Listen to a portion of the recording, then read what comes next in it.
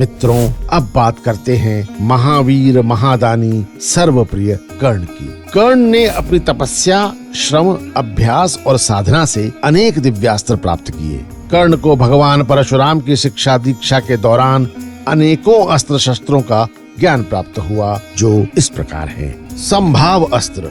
संभाव अस्त्र भगवान शिव का बड़ा शक्तिशाली अस्त्र था, जिसमें ब्रह्मांडीय समस्त शक्तियों को सम्माहित करने की शक्ति थी। महाभारत में केवल कर्ण के पास इस अस्त्र का ज्ञान था।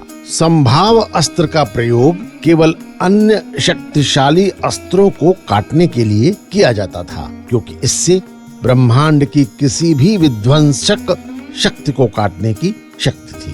ब्रह्मांड अस्त्र, यह भगवान ब्रह्मा का महाशक्तिशाली अस्त्र था, जो भगवान ब्रह्मा के 5 मुखों को प्रदर्शित करता था। ब्रह्मांड अस्त्र ब्रह्मास्त्र और ब्रह्मशिरास्त्र से अधिक शक्तिशाली था। इसके आह्वान से बड़े अस्त्र का काट संभव था।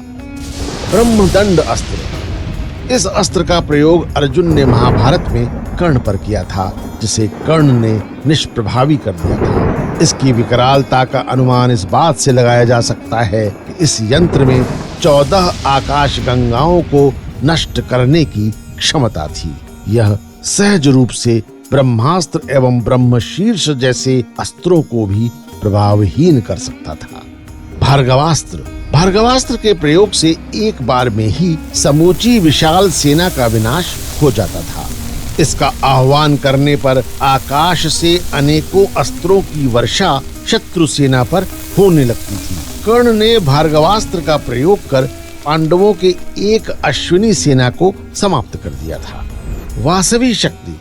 एक अन्य अमोघ शक्ति वासवी शक्ति थी, जो देवराज इंद्र का शक्तिशाली अस्त्र था। इस अस्त्र के अचूक प्रहार से शत्रु का जिंदा बच पाना लगभग नामुमकिन माना जाता था। कर्ण को यह अस्त्र इंद्र ने कवच कुंडल के बदले दिया था, परंतु इसका प्रयोग सिर्फ एक बार ही किया जा सकता था। कर्ण ने इस अस्त्र को अर्जुन का वध करने के लिए बचाकर रखा था, परंतु परिस्थितिवश मित्र दुर्योधन के अनुरोध पर कर्ण को इस अस्त्र का प्रयोग भीमपुत्र दुर्दांत घटोत्कच के वध हेतु करना पड़ा और अर्जुन के समक्ष कर्ण को असहाय अवस्था में अपनी पराजय को फिर स्वीकार करना पड़ा। साथियों, आप अवगत ही रहे हैं कि कर्ण अत्यंत दुर्भाग्यशाली था।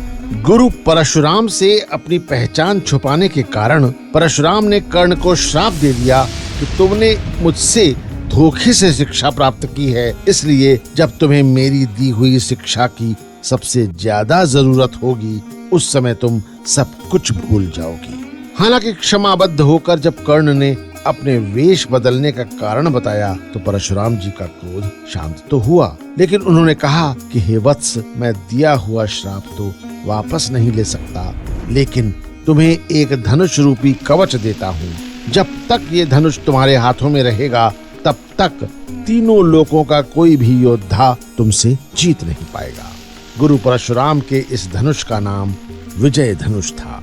कर्ण ने अपने इस धनुष का प्रयोग या तो दिव्यास्त्र चलाने के लिए किया या फिर अर्जुन के साथ युद्ध करते समय। बाकी समय वो एक साधारण धनुष से ही युद्ध करते रहे। इन अनेक शक्तियों के अलावा कर्ण के पास आग्नेयास्त्र, पाशुपतास्त्र, रुद्रास्त्र, ब्रह्मास्त्र, ब्रह्मशिरास्त्र, ब्रह्मांड अस्त्र, भार्गव अस्त्र, गरुण अस्त्र, वैष्णव अस्त्र, नागास्त्र और नागपाश अस्त्र और भी कई दिव्य अस्त्र थे, जिसे मंत्रों से प्रकट कर संधान किया जा सकता था।